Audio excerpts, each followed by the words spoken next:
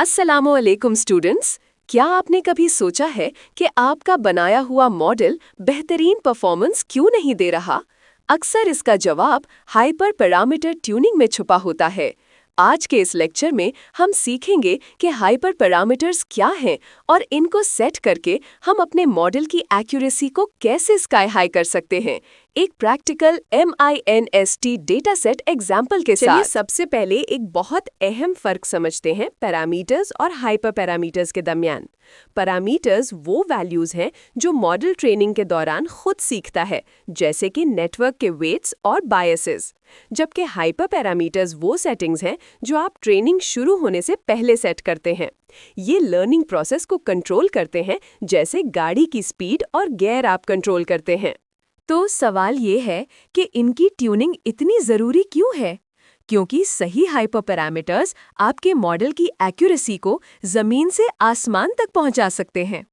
ये मॉडल के सीखने की स्पीड को कंट्रोल करते हैं और ओवरफिटिंग जैसी आम प्रॉब्लम से बचाते हैं, जहां मॉडल ट्रेनिंग डेटा तो रट लेता है लेकिन नई डेटा पर फेल हो जाता है।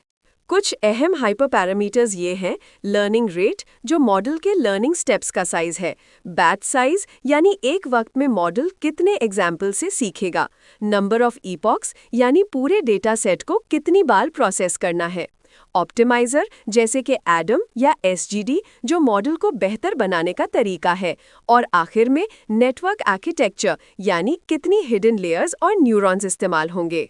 तो बेहतरीन सेटिंग्स ढूंढने के तरीके क्या हैं? सबसे आम है ग्रिड सर्च, जो आपकी दी हुई हर पॉसिबल कॉम्बिनेशन को ट्राई करता है। दूसरा है रैंडम सर्च, जो रैंडम कॉम्बिनेशंस ट्राई करके अक्सर कम वक्त में बेहतर रिजल्ट दे देता है। हम आज ग्रिड सर्च पे फोकस करेंगे। चलिए अब प्रैक्टिकल काम करते हैं। हमारा प्रॉब्लम है हाथ से लिखे हुए डिजिट्स को पहचानना। इसके लिए हम मशहूर MNIT डेटा सेट इस्तेमाल करेंगे। हमारा मकसद ग्रिड सर्च का इस्तेमाल करके अपने मॉडल के लिए बेस्ट ऑप्टिमाइजर और लर्निंग रेट तलाश करना है। इसके लिए हम केरास और scikit-learn लाइब्रेरीज का इस्तेमाल करेंगे। ये कोड है। स्टेप 1 में हम एक फंक्शन बनाते हैं जो हमारा केरास मॉडल बिल्ड करेगा। ये ज़रूरी है क्योंकि ग्रिड सर्च को एक फंक्शन चाहिए होता है। स्टेप 2 में हम पैरम ग्रिड डिफाइन करते हैं। यहाँ हमने बताया कि ऑप्टिमाइजर के लिए SGD और एडम ट्राई करो और लर्निंग रेट के लिए 0.01 और 0.001 ट्राई करो। स्टेप 3 में हम ग्रिड सर्च ऑब्जेक्ट बनाकर उसे फिट करते हैं। ये तमाम कॉम्बिनेशंस को ट्रेन और इवैल्यूएट करेगा। जब कोड रन हो जाएगा तो आपको कुछ इस तरह का आउटपुट मिलेगा। इसका मतलब है कि ग्रिड सर्च ने जो 4 कॉम्बिनेशंस ट्राई किए, उनमें से सबसे बेहतरीन एक्यूरेसी 97.6 थी और ये एडम ऑप्टिमाइजर और 0.001 लर्निंग रेट के साथ हासिल हुई। अब हमें अपने फाइनल मॉडल के लिए यही सेटिंग्स इस्तेमाल करनी चाहिए।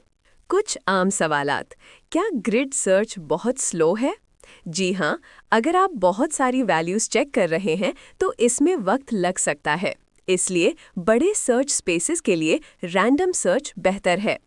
क्या हर प्रोजेक्ट के लिए ट्यूनिंग ज़रूरी है?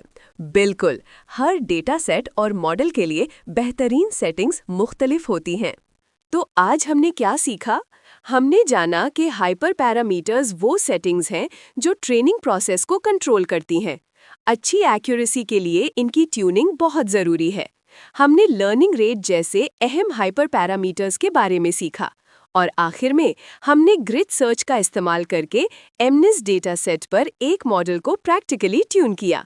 अगर आपको ये लेक्चर पसंद आया हो तो चैनल को सब्सक्राइब करना ना भूलिए, बेल आइकन ज़रूर दबाइए और मिक्सोमाइंड नॉलेज के साथ सीखते रहिए।